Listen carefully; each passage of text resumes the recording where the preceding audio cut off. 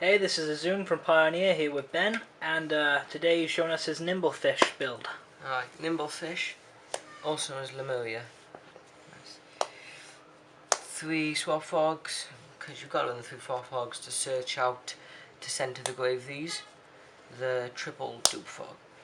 Most people only run the double dupe frog, but triple is just that you need the swap frog to win the game, and swap dupe frog just gets you the extra special summon for the rodents.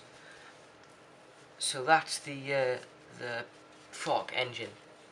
Then you have the nimble engine, which is the 3 anglers, which you'll be using to send to the grave for your swap frog to special summon the mantas, which are these. Or you can use that card, the angler, with this, the 3 sunfish. Sunfish is questionably the best card you can set in this deck, where when you set it, when it's a struggle battle, you can send the angler to the grave to special him himself, and then the double mantas, which you run 3 mantas. The mantas are easily the worst card in this deck, because they do absolutely nothing, other than when they're destroyed by card effect, they special summon themselves. So, if you're ever going to make a play with the sunfish, you always bring out the manta. So if they torrential, at least you can get another special off the manta for the 3rd one, to give you that 1 extra. Then you got your triple maxi. I run the triple maxi due to deck speed, and it seems that I run no other hand traps other than the trags. It's the only thing that will slow down my opponent, since I don't run the effect veilers or no trap lineup. So that is the only thing that will stop my opponent in their turn. I guess it's kind of needed with all these dragons and spell rulers running around. Yeah, because if you can open up a big enough hand, you can just swap frog all the fish out of it and get all your dupe frogs in grave. And then you can special on your 2 rodents, and then go double Exodius, which will shuffle your entire grave back into your deck, all the monsters, which then just leaves you up for your plays then with swap frog and your anglers then to special summon from deck again. Then you got your double trags, just in case I go against an OTK variant or someone like Insectors. In case I go against them, it's always good to stop the OTK.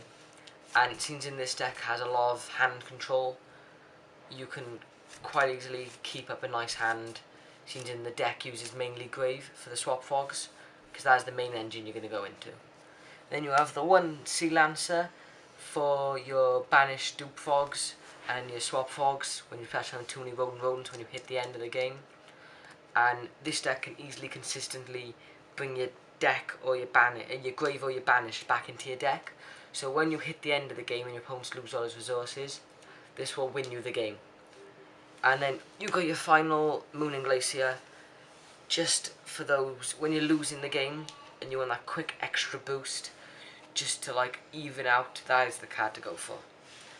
So that is the monster lineup. Now from the spells, we have the Dark Hole, Monster Reborn, and Heavy Storm, the Holy Trinity. Then we run the Avarice. No, you don't need to run the Avarice because you run the 2 Exodiuses, but you don't always draw into the Exodiuses, and it's always handy to have that extra one, especially when it comes to a grind game. You've definitely won. You got your 1 Terraforming. Was considering run that too, but 1 just seems to be easily enough to get out the field spell. Then you run the double pot of Duality to get into those swap frogs or those anglers. Then the 2 salvages to bring back your anglers or your swap frogs to make your future plays. And then you got the 2 Moray Greeds to get out the right cards that you need and to keep your plays going until the end of the game. And then obviously the field spell to make sure that you can keep up the deck consistency and to make your big plays, otherwise you've got no plays. And this basically lets your level 2 fish become rank 7 Xyz. Exactly. Which is pretty broke. Okay, now you have the XYZs. I run this. You normally don't see these, but I run the big build monsters as well. So I'll start you off with the small. I run the 1 Dark Mist, just in case I haven't got the field spell out, and it's always nice to go with something like heroes, because heroes die to this really, because there's no way of getting around them, because they basically beat over whatever you got heroes, and when you bring him out they can't beat over it. So then you got your double Gachi, just to keep you alive, because you don't always draw into the field spell. Mostly you do, but you don't always. You got your 1 Mace Stroke, in case you need to make a smaller play, which I've hardly ever gone into. Then you got your Shadow and your number 12 Crimson Shadow Armor Ninja, just in case you're going against Dark Rolls, and Dark Rolls can pop. Dark Rolls can attack over your Tyruses, but this guy can just keep you alive throughout, so it's always handy. Then double Tyrus, because you don't always draw into something that can regenerate your grave, and it's always fun. You got your Volcanosaurus, just in case you need to beat over something. Again, it's normally for decks like Dark Worlds or E-Dragons to target their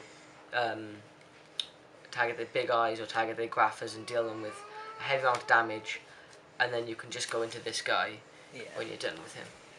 It's always good for a push for game as well. Yeah, it's always handy. Then you got the rank 6s, which is the Strike Bouncer and the Exobeetle. If you're ever going to go into a rank 6, you go into that, and as soon as you go into the Exobeetle, whenever you've sent whatever their monster is, you can then nicely go into the Gaia Charger. The Bouncer is just for in case you can't get out the Abyss Gaios. Then you got your number 7 Lucky Straight. He's only for in case you have no other plays to make. And how many times have you made him? I've made him 4 times, and I've gone to this deck in the tournament 3 times. Oh, fair enough, more than you'd expect. So it's not an option you'd go for, but if you know you have game, or your opponent is on something like 3k or 4k, and you can make another play, or they have a really good hand or good field presence, and none of your cards can go over. It's just a nice, like, quick lucky card to just hope you get into something, which actually won me against Ashley Brown. Ah, okay. Playing Mermails, presumably. Yeah, Oh, which he was incredibly annoyed about, because he had a nice field. I summoned it, and I sent all his cards to the grave, and then attacked him for game. Oh, that's brilliant. So he was heavily annoyed at that. Then I run my Abyss Gaios. I'll always bring him out if I can, instead of the Strike Bouncer. Then I've got my number 74 Master of Blades. I don't see the need for him that much, but he seems like a really good level 7 tech. So under that one basis, he's in the deck. Then I've got room for him. And then finally the Big Eye. And Big Eye's needed really well, because it just gets over absolutely everything your opponent has. If your opponent has a nice little field, you can normally get into 2 rank 7s, and you'll get into these, steal their card, stop them from making plays, and you've got game. So that's always handy. And that's my Lemuria Fish, or my Nimble Fish, as I like to call them.